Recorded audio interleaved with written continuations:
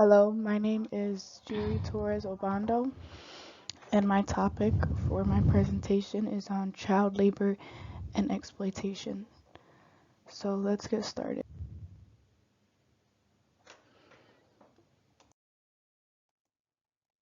What is child labor and exploitation? Child labor is when children are made to work in jobs that are not suitable for their age, or work that can harm their health, keep them from going to school, and affect their overall well-being. Child exploitation is when children are taken advantage of or used for work in a way that is unfair, harmful, or against their right and safety.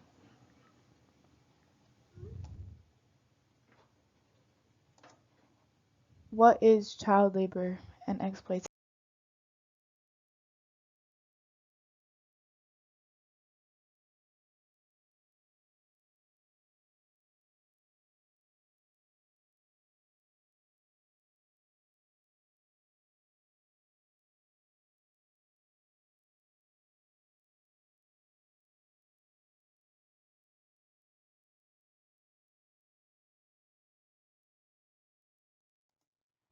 So the global significance to child labor and exploitation.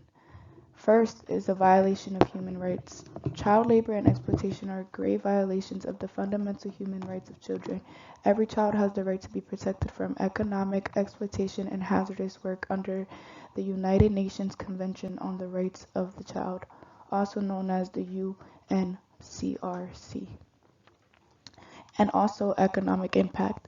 Child labor can depress wages for adults, leading to lower living standards for entire communities. It can also result in a less skilled and less productive workforce in the long term. And health and well-being. Many children engaged in labor endure hazardous and unhealthy working conditions, leading to physical and mental health problems. This not only affects individual children, but can also strain healthcare systems. So the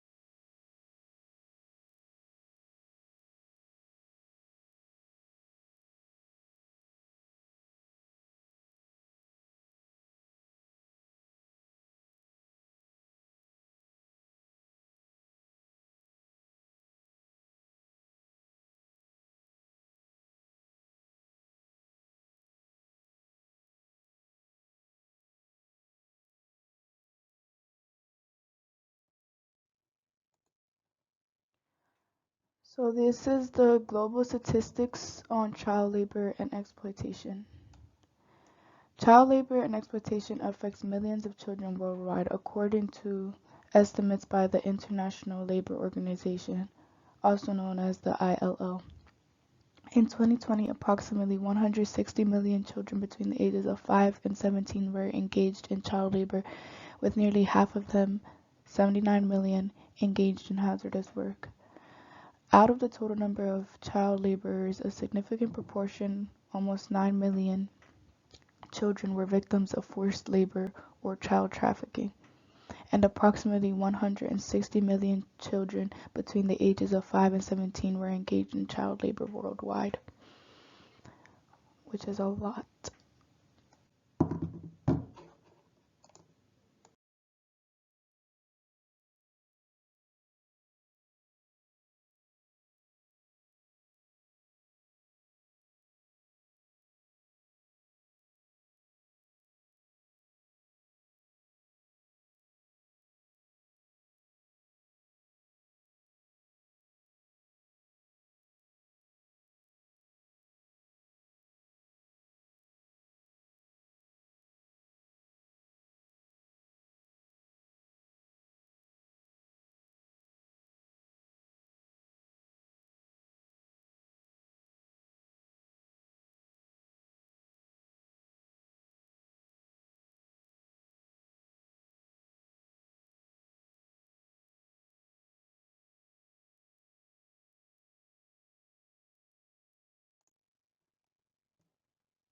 So there are three types of exploitation. The first one is hazardous work in agriculture, mining, manufacturing, and construction. Another one is child domestic labor, where the children work in private households. And then the last one, which is commercial sexual exploitation, which includes child trafficking and child prostitution.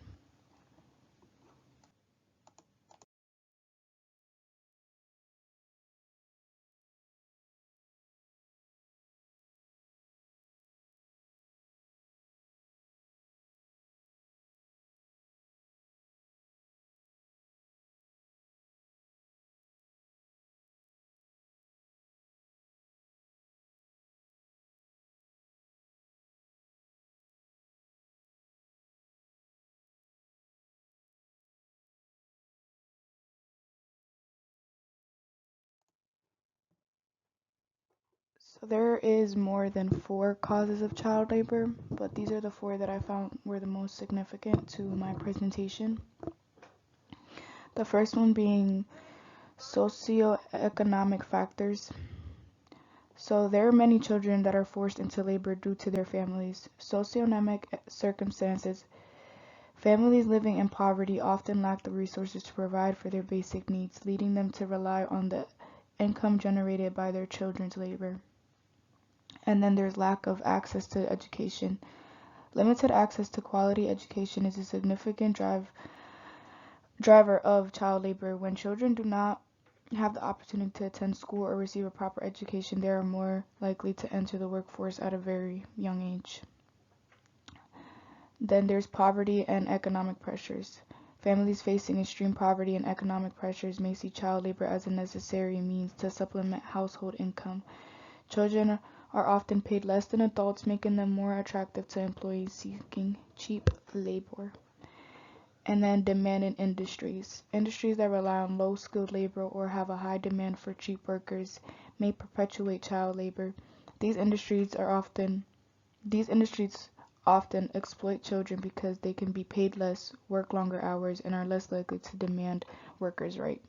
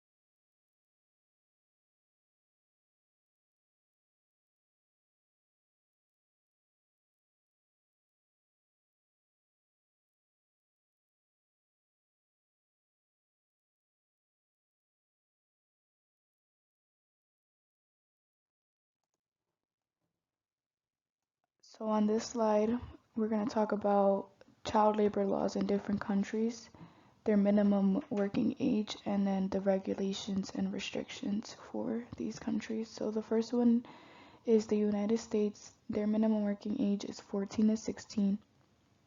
The regulation and restrictions is various regulations based on age and type of work. The United Kingdom is 13 to 14. Restrictions on working hours and conditions for children. India is also 14 to 16. Prohibits hazardous work for children under 14. China is also 14 to 16.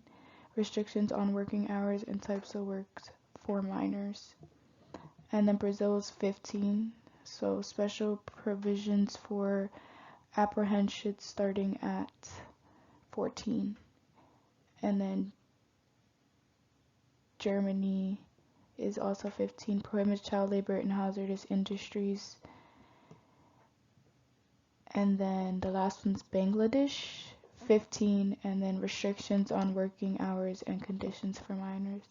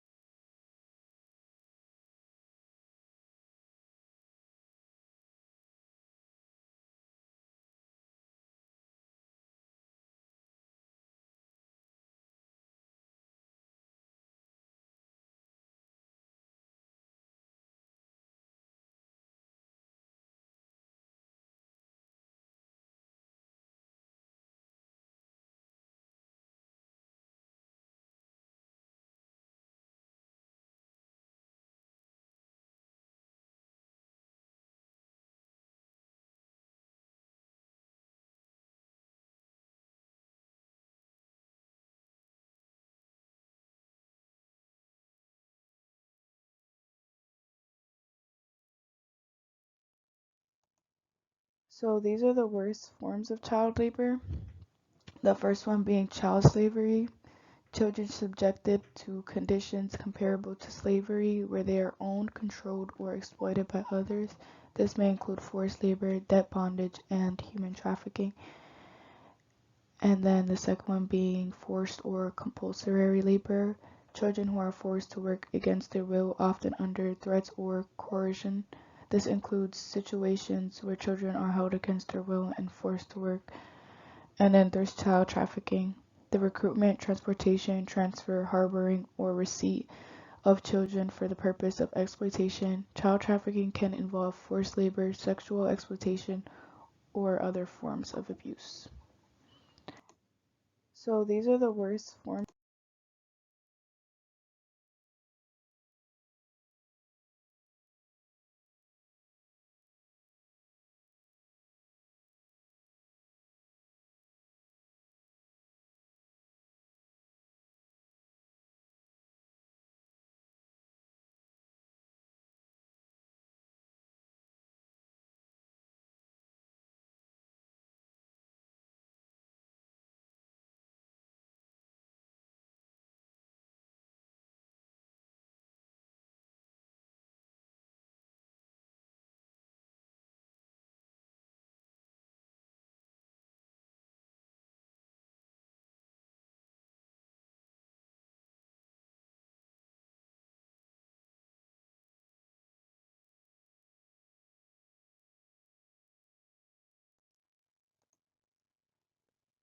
So this is just the incidence rate by some regions that I just thought was interesting.